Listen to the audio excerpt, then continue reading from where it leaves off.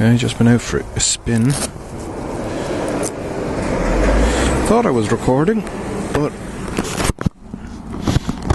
seems I didn't turn my GoPro on. Stupid me.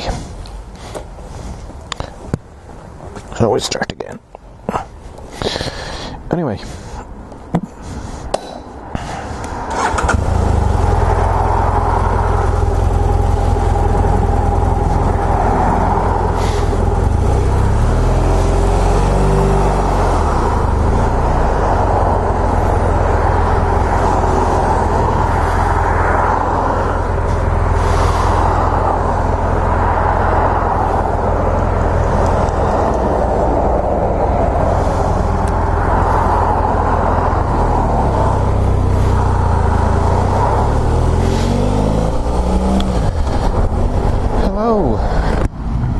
It's been a while since I put anything up.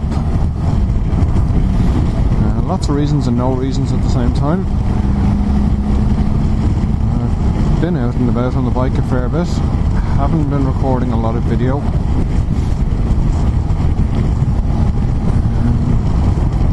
And I've also been away on holidays, which was delightful.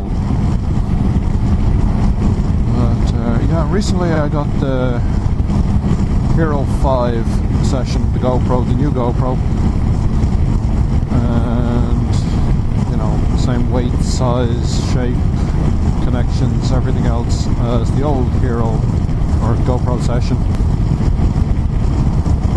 But this one has video stabilization built in, and so far from my initial out and about with it, I'm very impressed. I'm looking online at reviews and this, that and the other, and they say it's not industry leading standards. Well, it may not be industry leading standards, but it's certainly a very good standard.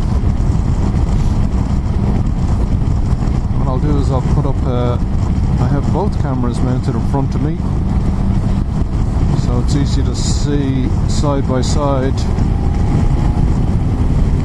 one shot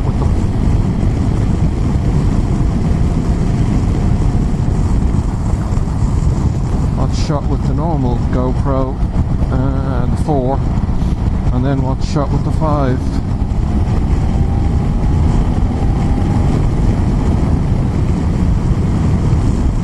And see the difference in the video stabilization on it.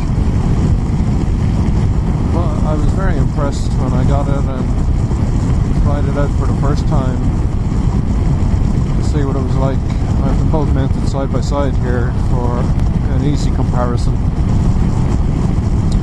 I actually mounted them side by side initially to try and do 3D.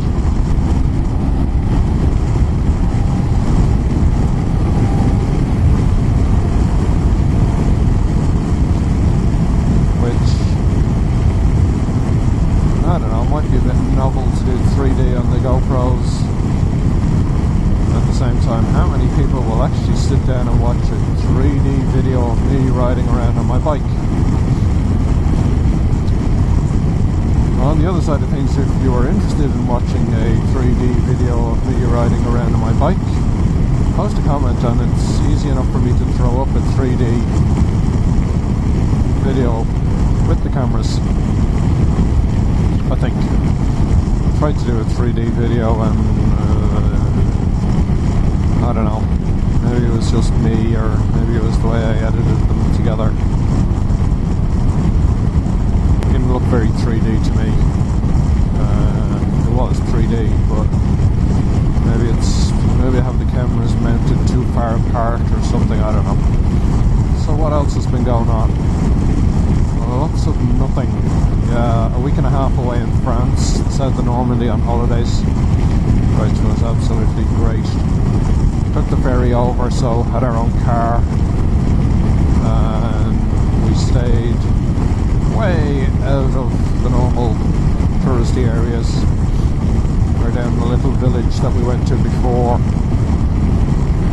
which is built on a natural thermal spa. And it was just absolutely delightful. A lovely little break, lovely little pool in the place, and spent an hour or two in the pool every day of the week, which was great. Kind of balanced out when you're eating all those French pastries and French cakes and stuff like that.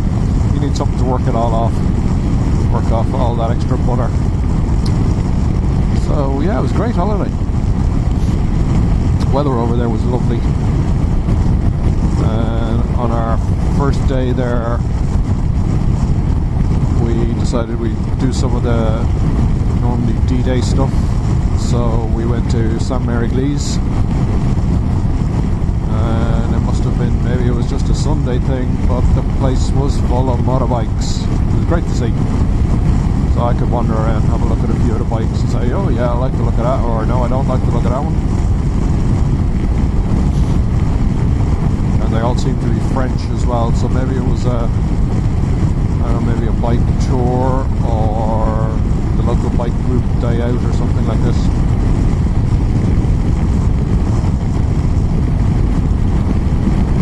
And on some of the sites, especially on some of the D-Day memorials, one I noticed especially was up at the American graveyard, American cemetery. They had specific, designated, marked off motorbike parking area. That was so nice to see. But for the rest of the holidays then, you were seeing very few motorbikes on a frequent basis. In the village we were, you'd see maybe 2 or 3 in a whole day. And these were, you'd normally have one scooter and then 1 or 2 5cc scramblers or stuff. But you wouldn't see many bikes, other bikes, which I thought was somewhat surprising. But even on the motorways you didn't see that many bikes until you got near the ports and stuff, and the Normandy area itself. As they say, the place would be great if it wasn't for the tourists.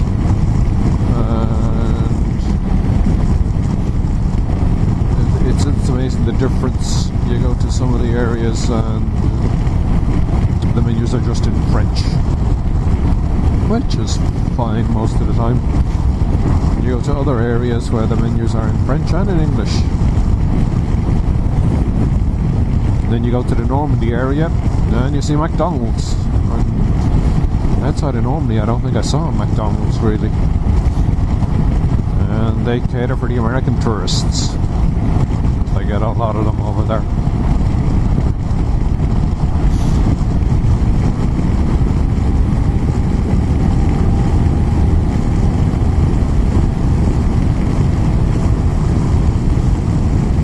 So when I was over there I actually missed having the bike.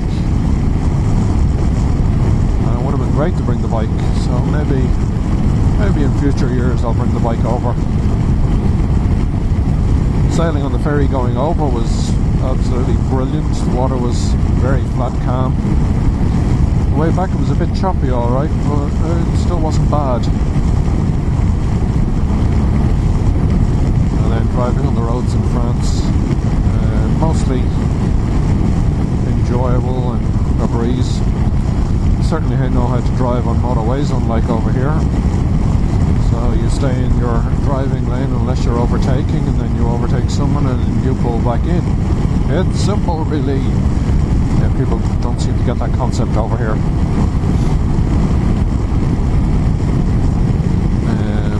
But in some of the towns they had speed ramps. And when they have a sign saying 30 kilometers per hour in the town or village on a speed ramp, I'll tell you something. If you hit that ramp at 30 kilometers an hour, you're going to do some damage. Most of them you're down to 15, 20 kilometers an hour just to get over it without scraping the bottom off your car. All the locals know this, obviously, but I'd say it's done damage to a few tourists over the time. Their speed limits over there were like 30 inside a 50, 70, 90, 110, and on the major motorways 130. So it wasn't too bad. You just had to work out where you were and what speed limit it should be.